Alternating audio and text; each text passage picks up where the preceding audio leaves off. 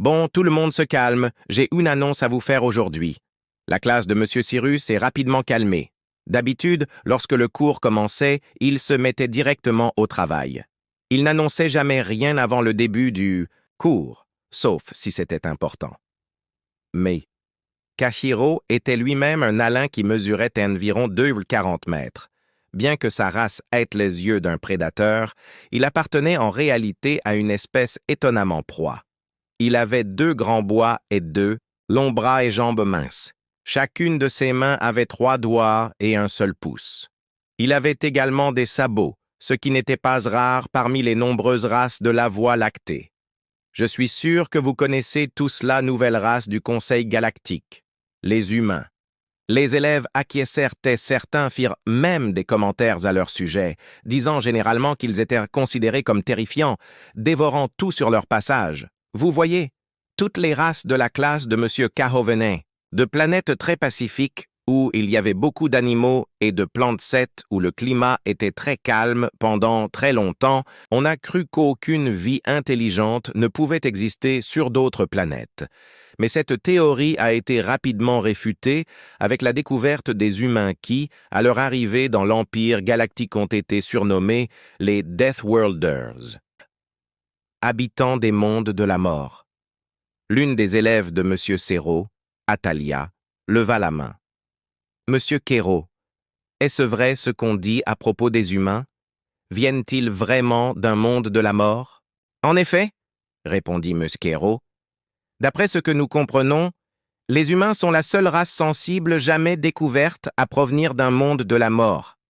Maintenant, quelqu'un peut-il m'expliquer ce qu'est un monde de la mort? » Un autre élève leva la main. Les mondes de la mort sont des planètes qui, jusqu'à la découverte des humains, étaient considérées comme totalement inhospitalières pour toute forme de vie sensible. Les classes inférieures des mondes de la mort ne possèdent que quelques caractéristiques qui leur valent ce nom, telles que des catastrophes naturelles, une végétation toxique, des températures très fluctuantes sous des animaux prédateurs violents en général. Les mondes de la mort ne possèdent qu'un seul prédateur végétal dominant ou une seule catastrophe naturelle. Ces mondes sont déjà rares en soi. Il est encore plus rare qu'un monde possède plusieurs facteurs contribuant à son classement, est encore plus rare. Voilà une brève description des mondes morts. Oui, M. Kairoa dit « Je suis sûr que vous vous demandez tous pourquoi je vous ai posé cette question sur cette nouvelle race de mondes morts récemment découverte. C'est parce que M. Kos s'est éclairci la gorge alors que les élèves attendaient. Avec impatience, nous allons accueillir des humains dans cette institution. L'un d'entre eux va même rejoindre notre classe. » Tout le monde était figé de peur. Chaque élève s'est retourné et s'est regardé uns aux autres, transmettant le même message sans même avoir besoin de dire un seul mot. Alia, une pyrox, était la seule carnivore de la classe et tout le monde avait déjà peur d'elle. Bon sang, tous les bureaux autour d'elle étaient vides, par crainte qu'elle essaie de les manger. Hélène l'aurait pas fait, bien sûr, elle avait plus de maîtrise, de soi que cela, mais l'idée était toujours là. Presque tout le monde dans l'école, à part le personnel, avait peur des carnivores, non seulement à cause de leur taille, mais aussi parce qu'ils venaient d'un autre monde, ce qui ajoutait une toute nouvelle dimension à la peur. De plus, il y avait tant de choses qu'ils ignoraient à leur sujet. Finalement, M. K-Heroes a rompu le silence. Étant donné que l'arrivée de cette nouvelle élève est un événement si important pour notre classe et plus important encore pour notre institut dans son ensemble, vous aurez le temps de faire ce que vous voulez. Vous connaissez tous la règle, ne quittez pas la classe sans autorisation, ne faites rien d'inapproprié et ne faites pas trop de bruit. Une fois les 30 minutes écoulées, votre nouveau camarade arrivera. En attendant, si vous avez des questions, n'hésitez pas à me les poser. Les 30 minutes qui suivirent furent d'une tension pure. Même M.K. Heroes était un peu anxieux. Il n'avait même jamais rencontré cet humain auparavant, ne savait rien de leur race, de leur planète, de leur mode de vie ou de quoi que ce soit d'autre. Tout ce qu'il savait, c'était que cet humain qu'il allait Enseigner appartenait à une espèce dont l'existence même venait de bouleverser tout ce qu'il savait sur la vie intelligente. Il avait cependant entendu quelques commentaires sur les humains de la part des étudiants de la classe. Certains disaient qu'ils étaient omnivores. Un type de créature qui n'avait jamais existé d'autre disait que leur force brute suffisait à elle seule à dominer toutes les autres espèces sensibles existantes. Dans la plupart des cas, Monsieur K. Heroes aurait écarté ces rumeurs, mais il s'agissait d'un cas particulier, après tout, ils étaient tous dans le même bateau en ce qui concernait leur connaissance de ces créatures. Alors que Monsieur Kos réfléchissait, Alia s'approcha de lui. « Monsieur » demanda Alia. « Oh, Alia, tu veux me demander quelque chose ?»« Oui, monsieur, c'est à propos des créatures du monde de la mort. Savez-vous quelque chose à leur sujet? Savez-vous comment elles s'agissent, ce qu'elles mangent, toute leur culture ?» Monsieur Kiros poussa un soupir. « Pour être honnête, Alia, je n'en sais pas plus que vous et tout le monde sur ces humains. Je m'abstiendrai toutefois d'utiliser le terme « créature du monde de la mort » pour les décrire si j'étais vous. Elles pourraient s'en offenser. Pense que ce que les autres disent est vrai? Tu sais qu'ils sont omnivores ou qu'ils sont l'espèce intelligente la plus forte qui existe. Alia réfléchit à la question de monsieur Kiros pendant un moment avant de répondre. Eh bien, si tu fais référence à la rumeur sur l'omnivorie, j'en doute fortement. Toutes les créatures primitives ou intelligentes consomment soit de la végétation, soit de la viande. Il n'y a aucune preuve suggérant qu'une créature pourrait évoluer sur une planète disposant suffisamment de ces deux ressources pour être omnivore. Quant aux rumeurs et à la force, M. Kazeros s'interrompit et se plongea dans ses pensées pendant un moment. C'est tout à fait possible. Votre race, l'épitrox, est carnivore et assez forte.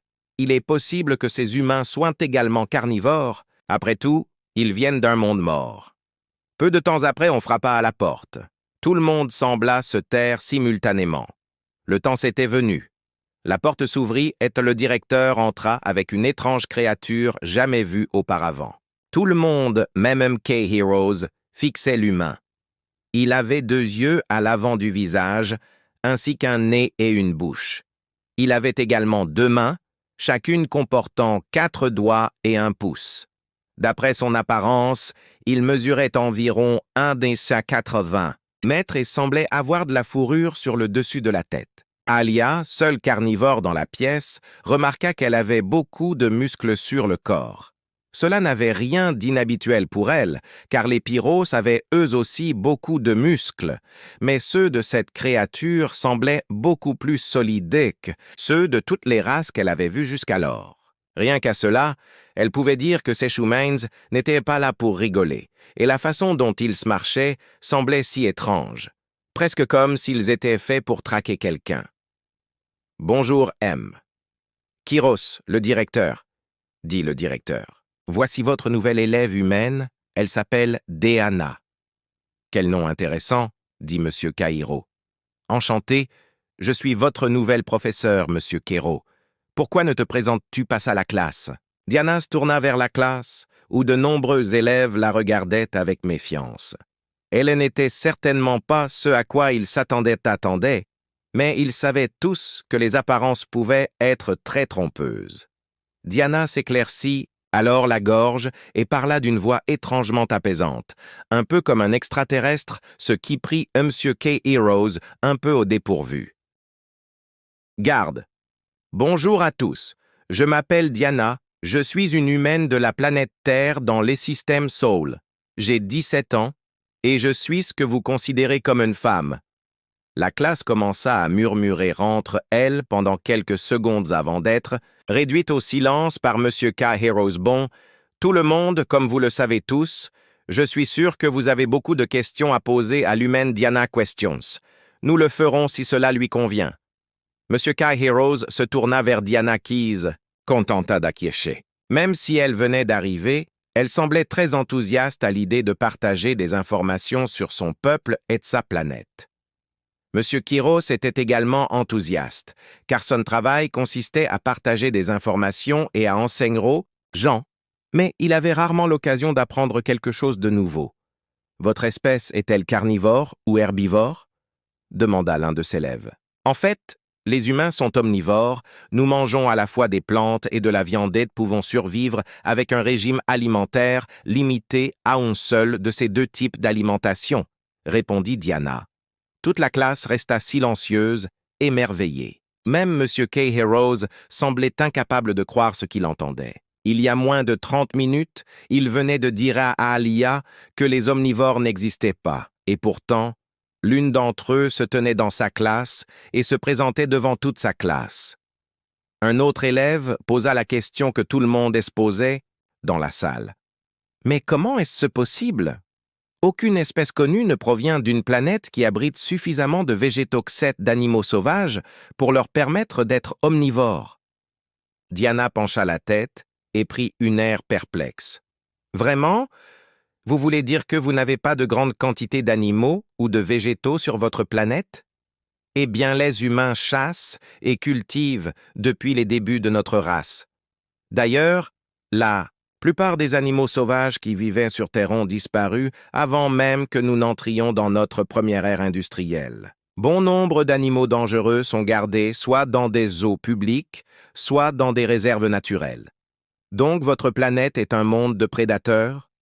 Alors, l'un de ses élèves a dit « Un monde de prédateurs? Qu'est-ce que Diana a demandé ?» Monsieur Cairo a répondu « Oh, les mondes de la mort sont classés en fonction de la partide.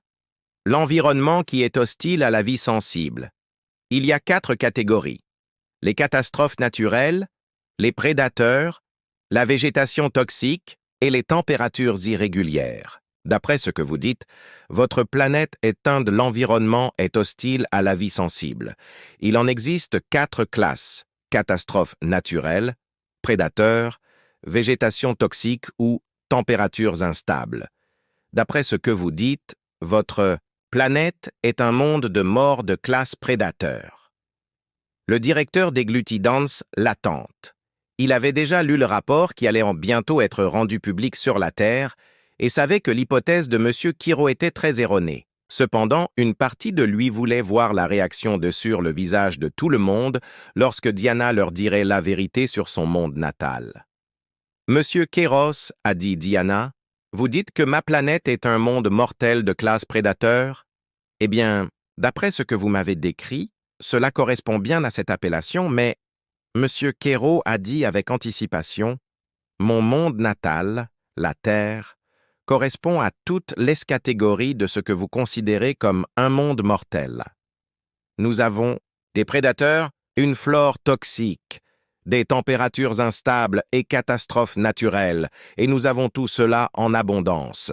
Tout le monde était complètement silencieux, même M. Kéro était sous le choc. Comment est-ce possible? Vous me dites que vous, les humains, avez survécu à tout cela et que vous êtes devenu une espèce spatiale? Dean haussa simplement les épaules. Oui, pourquoi c'est pas normal ou quoi? Monsieur Kerr s'est ressaisi, non sans difficulté. Et non, je crains que non, même s'il semble que nous ayons beaucoup à apprendre de votre espèce et de votre monde d'origine. Malheureusement, il semble que nous n'aurons pas assez de temps aujourd'hui. Monsieur Cal et Héros se tournèrent vers la classe. N'oubliez pas, tout le monde doit rendre ses devoirs avant la fin de la journée. Ensuite, nous commencerons notre leçon sur le monde d'origine des humains, la Terre, dit Diana en terminant la phrase. Oui, la Terre, merci Ua, Diana, oui, merci D et A. Diana haussa un sourcil à la prononciation de son nom. Bien sûr, les gens avaient déjà prononcé son nom bizarrement, mais jamais comme ça. C'était presque comme s'il avait du mal à le dire. Cependant, elle se souvenait aussi que la personne en question était un extraterrestre de 2,40 mètres ski, ressemblait à un mélange entre un hibou et un cerf. Il était évident que quelque chose allait se mélanger, même avec l'estraducteur qu'il portait peu après, que la cloche ait sonné et que la classe ait été libérée. Alors que Diana s'apprêtait à partir, M. Kéros l'appela. « Excusez-moi, humaine, puis-je vous parler? J'aimerais discuter de certaines choses concernant le prochain cours. » Diana se retourna et se dirigea vers M. Croze. Elle sentait que la conversation allait prendre une tournure intéressante. Après tout le monde dans la classe avait presque sursauté à la brève description de la Terre. « Humam » dit l'humain. « Diana, je me demandais si vous pouviez m'aider à préparer le prochain cours. »« Oh, bien sûr, que voulez-vous savoir ?»« Eh bien... » Monsieur Kalao détourna le regard de Diana, presque honteux de devoir demander à l'un de ses propres élèves de l'aider à préparer un cours. « En ce qui concerne mes connaissances sur la Terre, je ne sais en faire rien du tout.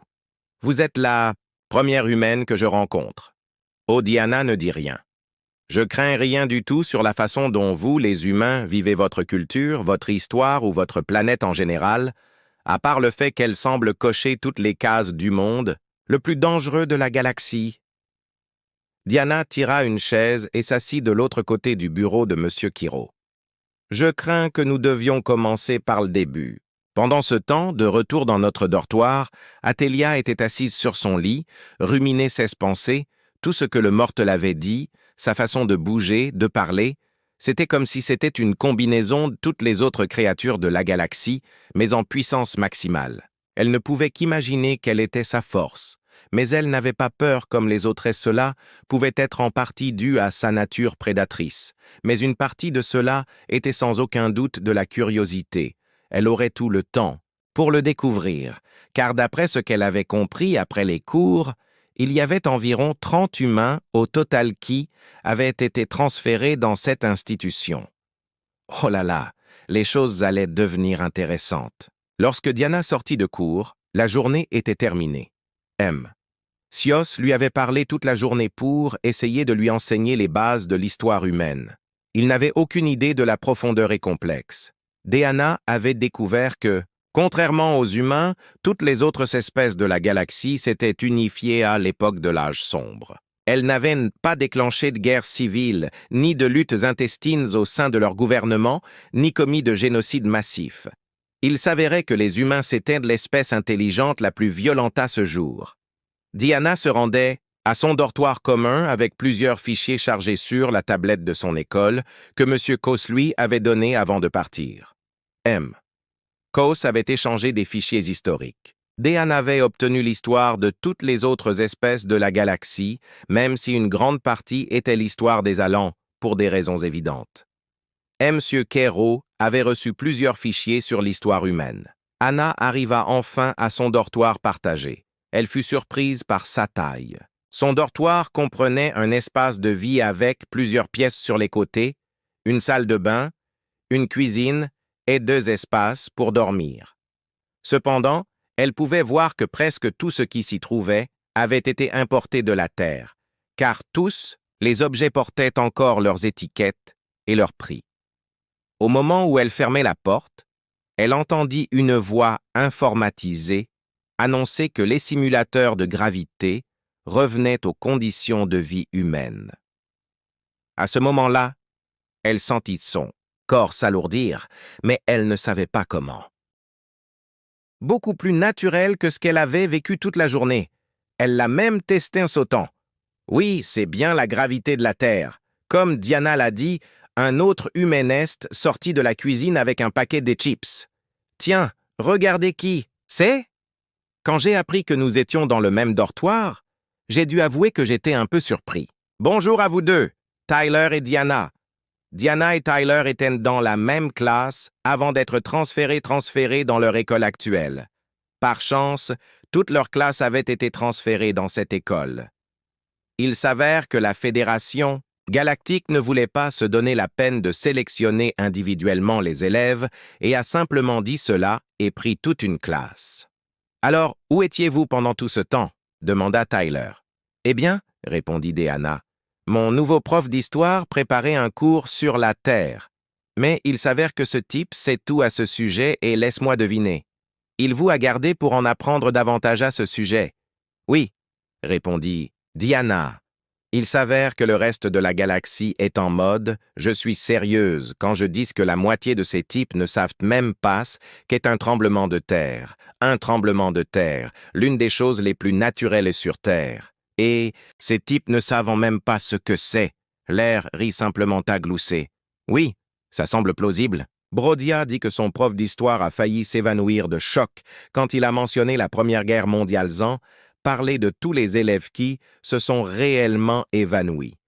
Non seulement Samet, le prof de sport de Caleb, a dû le sortir de ce qui équivaut à un jeu de dodgeball, cause de la force avec laquelle nous lançons les objets et ne me lance pas sur la dispute que Jen a eue avec la dame de la cantine au déjeuner quand elle a découvert que personne ne cuisinait leur nourriture. Ça a dû être une journée d'enfer, a dit Diana. Et puis, qu'est-ce qui se passe avec la gravité? J'ai l'impression d'être 5 fois plus légère en dehors de cette pièce. Tu l'as dit toi-même, Diana. Ces types sont en mode « tout le monde sauf nous ». Tout le monde partage la même gravité qui s'avère être bien plus faible que celle de la Terre. Et ce n'est pas tout.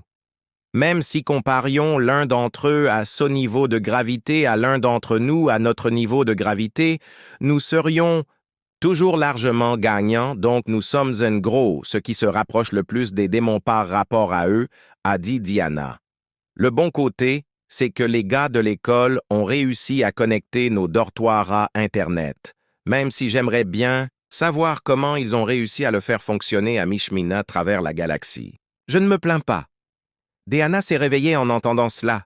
Dieu merci, je pensais que j'allais mourir d'ennui. Bon, je vais me chercher quelque chose à manger. Dis aux autres que je suis là. D'accord, on va faire ça, a dit Tyler avant de retourner dans sa chambre pour finir son paquet de chips. Pendant ce temps, M. Caseros parcourait les dossiers que Diana lui avait donnés. Il essayait de comprendre ce qu'il lisait sur la Terre. Cela ne lui semblait pas réel. Des tempêtes de vent géantes qui arrachaient de bâtiments entiers du sol lui-même, des secousses rapides provenant du sol qui déchiraient des villes entières d'eux, montagnes gigantesques qui crachèrent du magma en fusion que l'on pensait n'exister qu'autour du noyau d'une planète. Tout cela relevait de la catégorie des catastrophes naturelles et il n'avait même pas encore fini de les lire. Il passait moins de temps à lire et plus de temps à réfléchir à la façon dont les humains avaient non seulement survécu à ces conditions cauchemardesques, mais avaient également prospéré. Diana mentionnait même quelle humanité était arrivée à un point où elle était en train de tuer activement sa planète et de détruire l'écosystème. La simple idée d'une race capable de conquérir un tel monde, et encore moins de le mettre à genoux, déconcertait M. Cairo au-delà de tout ce qu'il avait entendu auparavant. « Travaillez, M. Castros !» dit le directeur en entrant dans la pièce. M. Quiro sursauta de surprise. Il ne s'attendait pas à voir quelqu'un à cette heure-là. « H, directeur, je ne m'attendais pas à vous voir !» dit M. Cos d'un ton surpris. « Je suis passé voir comment vous alliez, mon vieil ami. Je suppose que vous révisez pour votre prochain cours. Prochaine leçon. Oui, Monsieur Quero, répondit-il. J'ai juste du mal à assimiler tout cela, ces humains. Directeur, d'après tout ce qu'on dit-il, ne devrait pas exister, je veux dire, des spirales destructrices de vent qu'ils appellent des tornades des montagnes géantes qui crachent un poison mortelet du magma dans les airs. Je n'ai même pas fini la partie sur les catastrophes naturelles et il y a encore les autres catégories, ces humains, leur monde remplit tous les critères sun monde mortel. Et pourtant, ils sont là. Le directeur a dit que pour être honnête, j'ai failli m'évanouir quand j'ai appris qu'ils mangeaient du capsicum pour donner plus de goût à leur nourriture. Dites-moi que vous n'êtes pas sérieux, monsieur Kou. Je crains que si, mon vieil ami. Le même capsicum qui détruit le système digestif de toutes les autres races à la moindre quantité est consommé par les humains en quantité qui remplirait toute une charge utile d'ogives chimiques que maître-vous essayez de me convaincre qu'est-ce humains consomment une substance qui a été interdite dans tous les systèmes en raison de son utilisation possible dans la guerre. Monsieur Carodi, la tête entre les mains, si vous avez une mauvaise réaction à cela, je devrais probablement vous dire qu'ils consomment également de la caféine quotidiennement, vous savez, la même substance qui, lorsqu'elle est consommée par toute autre espèce, surcharge leur système et provoque une défaillance de tout leur organisme. Monsieur Kissos leva les yeux vers le directeur, puis cogna violemment la tête contre son bureau en gémissant. Le directeur ricana avant de sortir du bureau de Monsieur Kehero. Ne t'inquiète pas, mon vieil ami, ta prochaine leçon avec les humains morts et AA n'est pas avant 1 jour ou 2. Tu auras tout le temps d'être documenté sur les humains d'ici là. Monsieur Kos leva les yeux avant de pousser un gémissement encore plus fort. Si le choc provoqué par ces dossiers ne le tuait pas, les humains pourraient bien le faire. Le lendemain arriva et Dianaz rendait à la salle de sport. Son premier cours de la journée était l'éducation physique. Même si elle n'était pas vraiment enthousiaste, elle se rappela qu'elle n'était plus sur Terre, et que pratiquement tout le monde à l'école, à l'exception des 29 autres humains, était apparemment bien inférieur à eux. Bon sang, la gravité ici était environ 5 fois plus faible, donc le résultat le plus probable était qu'elle finirait par balayer tout le monde quand elle arriverait en cours. Elle fut accueillie par Jim, l'instructeur Cochrane, australien, n'était pas le même professeur qui enseignait à Caleb, donc il n'avait aucune idée de ce qu'il attendait. « Alors, c'est toi la toute-puissante espèce du monde de la mort dont j'ai tant entendu parler? Laisse-moi te dire une chose, mon gars. Dans ma salle de sport, tout le monde est égal jusqu'à preuve du contraire. Si tu veux me prouver que tu es bon, tu devras le mériter. » Diana sourit simplement à M. Cocker. « Eh bien, je suppose que je vais essayer, Monsieur Cocker. » Il sourit, il aimait les défis malgré tous ceux qui étaient venus avant lui, vantant de leur force, ils s'étaient tous effondrés sous ses leçons. « Je l'admets, Deathwalder, tu as de l'esprit, mais voyons si cet esprit est à la hauteur de tes muscles. » Monsieur Cocker se tourna vers la classe. « Très bien, tout le monde, commençons par quelque chose de simple. Un tour de ZAL. » Tout le monde gémit. Personne ne voulait courir, cela leur prendrait au moins 5 minutes à tous. Diane, de son côté, restait là, confuse. « Juste un tour, » dit M. Cocker en se tournant vers elle. « Allez, bougez-vous, mettez-vous en mouvement, Deathwalder. Tuez ça, l'arrière si tu penses que c'est si facile. » « Voyons voir si tu peux dépasser tout le monde, » se dit M. Cocker en riant intérieurement. Il était impossible qu'elle puisse surpasser le reste de la classe après que tous ses élèves aient suivi ce cours toute l'année jusqu'à présent. Elle n'avait aucune chance, du moins c'est ce qu'il pensait au début, lorsque tout le monde s'est mis à courir. Diana les a dépassés en un clin d'œil. C'était comme comparer un athlète à une voiture de sport. Monsieur Cocker resta bouche bée. Si sa mâchoire avait pu tomber, elle aurait traversé le sol en moins de 20 secondes. Diana avait traversé le gymnase à la vitesse de l'éclair. C'était fini. Monsieur Cocker était sous le choc. Les autres élèves avaient arrêté de courir et la regardaient fixement. Elle n'avait même pas l'air fatiguée. « Comment as-tu fait ?» demanda Diana simplement. « Mec, la gravité sur ma planète est 5 fois plus forte.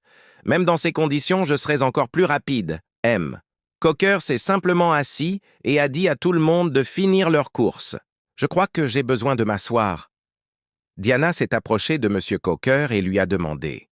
« Mon esprit est-il à la hauteur de mes muscles ?» Avant que M. Cocker n'ait le temps de répondre, les portes du gymnase se sont ouvertes et Tyler est entré en courant.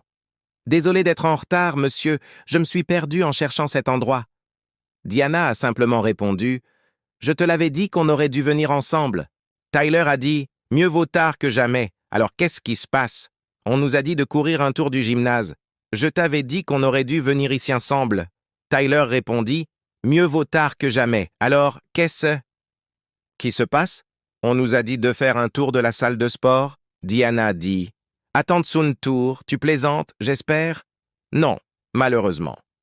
Diana désigna les autres élèves qui avaient presque atteint le quart du parcours. « Oh, ils sont lents, hein? Oui, même avec une planète dont la gravité est 5 fois moins forte, ces gars courent toujours plus lentement qu'un enfant de 5 ans pendant toute cette conversation. » Monsieur Cocker écoutait simplement. Ces humains pensaient-ils vraiment que sa classe d'élite sportive, était lente? Il voulait protester, mais il venait d'être témoin de la vitesse d'un humain. Bien sûr qu'ils considérèrent de telles vitesses comme insignifiantes. « Bon, puisque nous allons attendre un moment, » dit Tyler en souriant à Diana, « tu veux voir qui est le plus rapide? » Diana ne put s'empêcher de lui rendre son sourire. Oh, tu me défies, hein? Eh bien, c'est parti. Alors que les deux humains s'approchèrent de la piste, M. Cocker ne put s'empêcher de les regarder avec impatience. Il avait vu la vitesse d'un seul huménet. Il était maintenant sur le point d'en voir deux s'affronter. Les minutes suivantes passèrent à la vitesse de l'éclair. Alors que le reste de la classe terminait son tour, les Schumans filèrent dans le gymnase comme de l'éclair, essayant de se dépasser l'un l'autre. Bon sang, leur vitesse à eux seuls était suffisante pour déséquilibrer les autres. Ils étaient vraiment très rapides. Lorsque la classe eut terminé son tour, les humains s'avèrent déjà fait près de 50 tours du gymnase. Diana se retenait clairement lorsqu'elle avait couru son premier tour. Le reste de la classe avait fait à peu près la même chose. Chaque fois qu'un nouveau défi physique était présenté aux humains par M. Cockrills, le terminait avec facilité. Haltérophilie pompe facile, abdos insignifiants, jouer peu importe, ce qu'il essayait de faire. Les Schumans étaient tout simplement trop forts. En fait, souvent, les deux s'affrontaient tête. Se faisant laisser tout le monde sans voix à la fin du cours, Diana et Tylers retrouvaient plus cependant. Il était temps. Pour tout le monde de se diriger vers la cafétéria, telle compétition avait donné fin au duo.